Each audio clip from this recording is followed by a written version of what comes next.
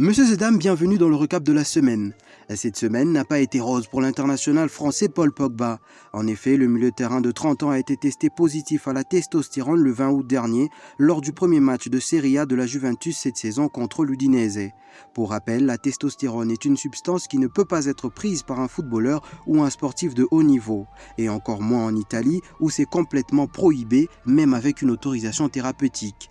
À cet effet, Paul Pogba a écopé pour l'instant d'une suspension provisoire de la part du tribunal antidopage et il pèse sur sa tête une probable suspension de plusieurs années. Il y a donc de quoi s'inquiéter pour l'avenir du champion du monde 2018. En RDC, l'inquiétude règne autour de Jonathan Bolingui. L'international congolais absent au dernier rassemblement des Léopards était bien présent à Kinshasa pour soutenir ses coéquipiers lors du match face au Soudan. Après cela, il est retourné le jeudi dernier en Serbie dans son club, le Vojvodina. Se sentant pas bien durant la reprise, Bolingui avait tout de suite fait part de son état de santé et il a été immédiatement admis à l'hôpital. Selon plusieurs médias et les affirmations de son club via un communiqué, les poumons de Jonathan auraient été impactés par un virus dont l'origine reste inconnue pour l'instant. L'ancien attaquant de Mazembe se trouve en soins intensifs pour le moment et on attend l'évolution de sa santé dans les heures qui suivent. Les Léopards de la RDC, quant à eux, savent déjà dans quel chapeau ils se trouvent pour le tirage au sort de la Coupe d'Afrique des Nations. Les hommes de Sébastien Desabre se trouvent dans le chapeau 3 aux côtés du Cap-Vert, la Guinée, la Zambie, la Mauritanie et la Guinée équatoriale. Au premier chapeau, on retrouve la Côte d'Ivoire, le pays hôte, le Maroc, la Tunisie, le Sénégal, l'Algérie ainsi que l'Égypte.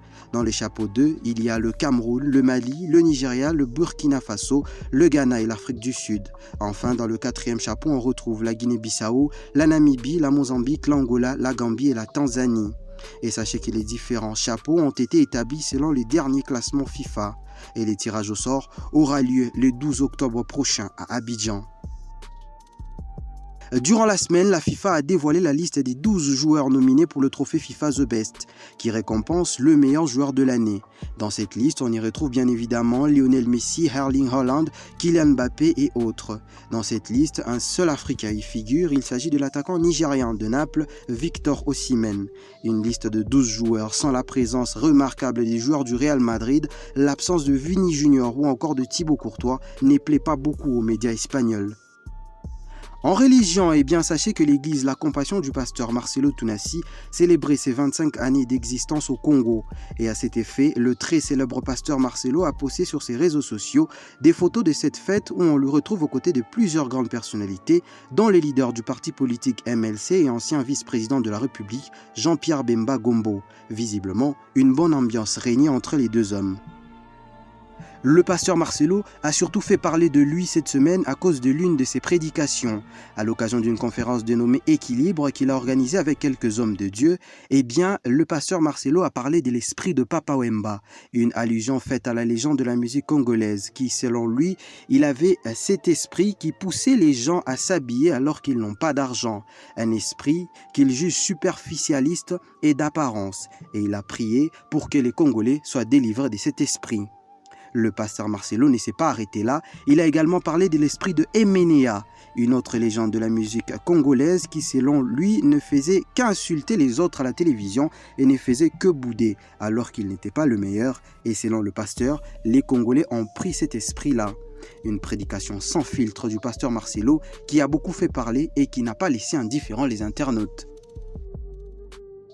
Alors qu'il célébrait ses 70 ans d'âge, le 7 septembre dernier, l'artiste musicien Jossar Nyokalongo a reçu une belle surprise. Lors d'une messe célébrée en la cathédrale Notre-Dame de Lingala, le chef de l'État Félix Tshisekedi Tshilombo a remis les clés d'une Jeep TX à l'artiste. Le directeur adjoint du cabinet du chef de l'État mandaté à cette tâche a bel et bien confirmé que le président de la République garde un souvenir ému de ce baobab de la musique congolaise. Avec plus de 40 ans de carrière, Jossar Nyokalongo incarne l'âme de la culture congolaise. À 70 ans d'âge désormais, il demeure l'un des piliers de la musique congolaise. Ce geste louable du chef de l'État honore le talent de Jossar et son importance dans la culture congolaise. Dans ce recap de la semaine, on fait un focus sur Herman Amissi. la star de l'humour congolais qui est devenu un exemple de réussite pour la jeunesse congolaise en général. L'ancien étudiant de Kassapa, diplômé à la faculté de lettres, Herman Amissi a su s'imposer dans la scène culturelle de la RDC. Avec un humour propre à sa personne qui a rapidement séduit les Congolais, il gravit rapidement les échelons et sa notoriété devient de plus en plus impressionnante. Aujourd'hui considéré comme étant le chouchou de la présidence, Herman Amissi est visiblement adulé par le président de la République Félix Tshisekedi et sa femme, la première dame Denise Nyakeru. Selon plusieurs avis, Herman Amissi est surtout apprécié pour son caractère multiculturel et son savoir-faire bien différent de celui de ses collègues.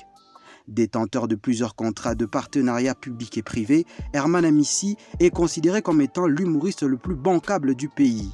Son parcours inspire le respect et force l'admiration. Et on se quitte, dames et messieurs, avec ces faits plutôt insolites. Cela s'est passé en Afrique du Sud et ça fait plutôt le buzz sur les réseaux sociaux. L'attaquant du club de Amazulu, Bongi Ntuli, s'est marié avec la présidente de son club. La cérémonie du mariage a eu lieu ce week-end devant la famille et les amis. L'avant-centre des Amazulu est désormais lié, marié avec sa présidente. C'est donc la fin du récap de cette semaine. On s'est dit au revoir et on se retrouve, dames et messieurs, la semaine prochaine. Ciao.